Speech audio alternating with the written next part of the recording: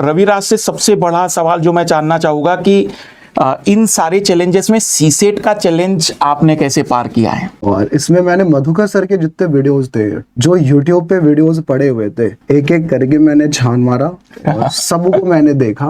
Number system का एक stitch करके सर का वीडियो आई थिंक 10 घंटे के आसपास का, फिर रीजनिंग को आई थिंक 10 घंटे के आसपास के शायद एक बड़ा वीडियो है बिल्कुल।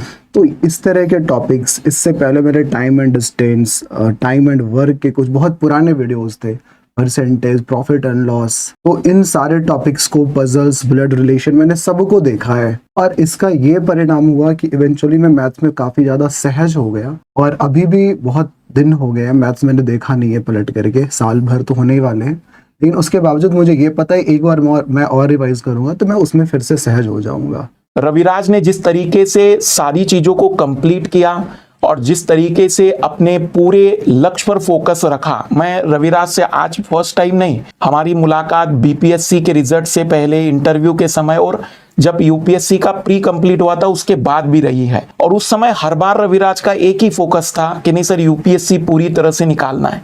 मुझे सबसे बढ़िया चीज जो रवि की लगती है वो है पूरा फोकस्ड, ये भटकाव नहीं कि सर फिर मैं कभी ये कर लूं वो कर लूं। दो एग्जाम, जो पीसीएस और यूपीएससी, क्योंकि उन दोनों का नेचर एक जैसा है, मैं आप लोगों से भी रिक्वेस्ट करूंगा कि थोड़ा फोकस्ड वे में तैयारी करिए, सिलेक्शन गारंटेड होंगे। और अगर आप भटकेंगे नहीं और अगर आप बिल्कुल सही ट्रैक पर काम करेंगे तो बेहतर तरीके से रिजल्ट आएंगे।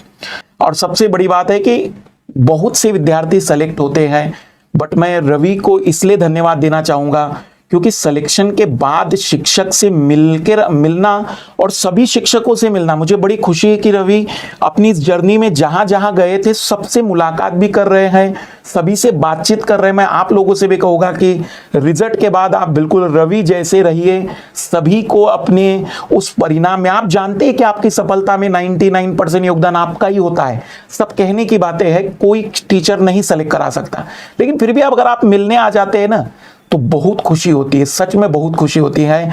और रियल में मेरी तबीयत इतनी खराब थी कि मैं आज क्लास नहीं ले सकता था, लेकिन रवि घर आया और उसके बाद जो एक अलग उत्साह मिला मुझे, तो मैंने कहा कि आज मैं क्लास लूंगा। और इसी कारण से रवि के साथ आज हमने क्लास ली है। आप सभी लोग तैयारी करिए 2025 के लिए। रवि बहुत बहुत धन्यवाद। Thank you sir. और सभी को बेस्ट ऑफ लक।